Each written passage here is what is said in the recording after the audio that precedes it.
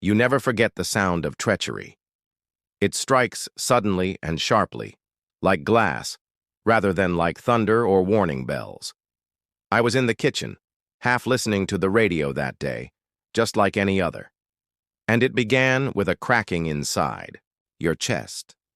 Twirling a spoon into my coffee while the morning sunlight poured through the window, I had just gotten back from Tessa's favorite store.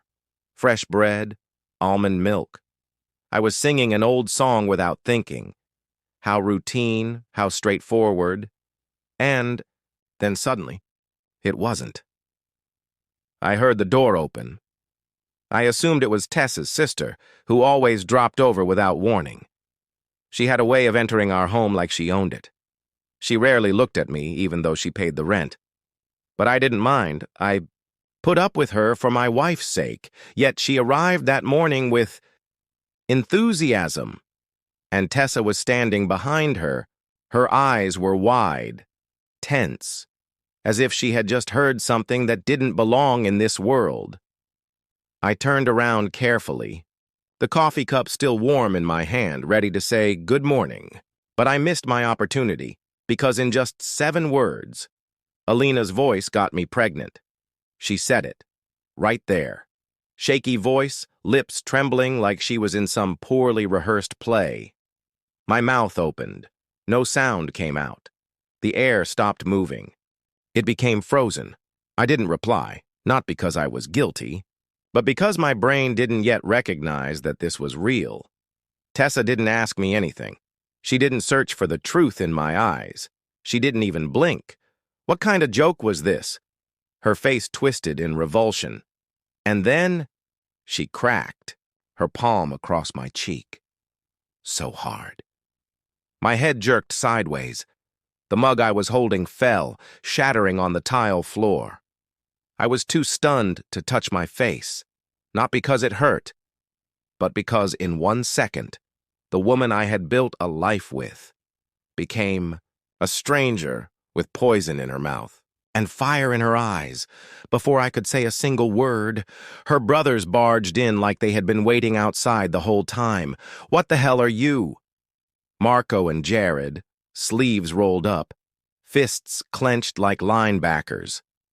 They didn't ask questions. They just grabbed me, dragged me around the house like I was some stray dog, still barefoot in an old t-shirt, leaving footprints across white carpets. "Get your hands off me," I mumbled. Too soft, too confused. They weren't listening anyway. Outside, Jared shoved me, hard, right into the barrier. I saw stars. Still, I didn't fight back. I don't know why. Maybe I should have shouted. Should have called them liars. Thrown my own punches. But I didn't. Neighbors peeked through windows. Some started filming, and as Jared spat at my feet and called me a sick freak, I saw the flash of a phone camera. My vision blurred, not from pain, not even shame. It was just too much. Tessa didn't follow me outside. She stood in the doorway, arms crossed, not even checking to see if I could still stand. Her expression was a strange cocktail of heartbreak and triumph. She crossed her arms over her wedding band, as if it still meant anything. My phone kept buzzing as I limped toward the street. I knew what was happening. She had buried me already. In her mind, in her memory, calls and messages from people I hadn't heard from in months. None answered, because I didn't know what to say. It's funny, my wife's sister accused me of something monstrous. And just like that, I had been tried, convicted, and punished. Before I even got to ask what it was, I went back inside, packed a bag. Didn't say goodbye, didn't try to explain. They didn't want the truth. They wanted a villain, someone to throw stones at and feel morally superior.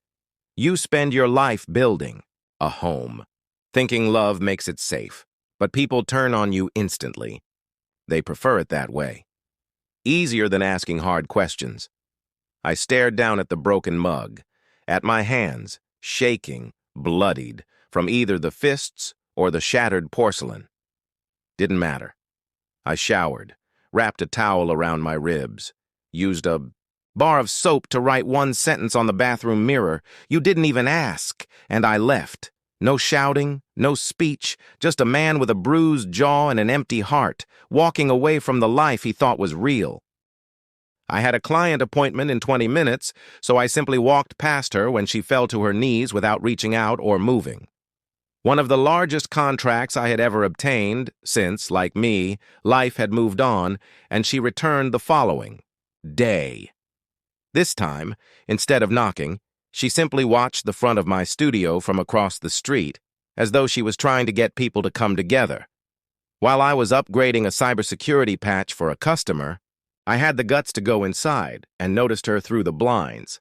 I continued typing in the database, since her presence no longer made me uneasy or sparked anger. When she finally walked in, her curiosity was as strong as a storm passing over a mountain. "You had already scaled," she remarked. "I'm always busy," as the bell above the door gently chimed. "You're busy." The air smelled like ocean mist. She slammed the door behind her and continued inside without glancing up. She continued to wear the same coat from the previous day, despite the rain-soaked fabric, and her voice seemed to have aged. She murmured softly, "I didn't sleep," as if her confidence and cheek color had been sapped. I offered her just the sound of fingers on keys, no words of sympathy, no reciprocation. She moved to the edge of my desk and waited until I looked up, listening to the faint hum of the office. "Heater, I need to say something," she continued. I leaned back and nodded once, unaware that she had taped it. She then whispered, more to herself than to me, "Alina." I never imagined that she would confess, but I did. I knew. 2 years ago, Tessa said, the words sticking in her throat. I calmly informed her, causing her to blink. Years ago. She stumbled backwards as if I had struck her with the truth about the recording, of everything. She once used my quiet as a weapon. "But you never responded," I stated. "I didn't understand why," she asked. Sincerely surprised. "That the truth wouldn't have altered your actions?" I retorted. "It wouldn't reverse the slap.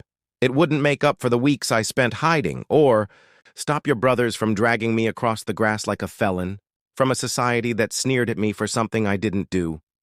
So I kept quiet, because I wanted to find out what was more important to you." She covered her mouth as if she were ill, but I could see it was guilt or my silence. "Observe your legs trembling." "If I had known, I would have arrived sooner. But you didn't want to know. I had cut you. You continued to skip. You didn't even flinch, ask, or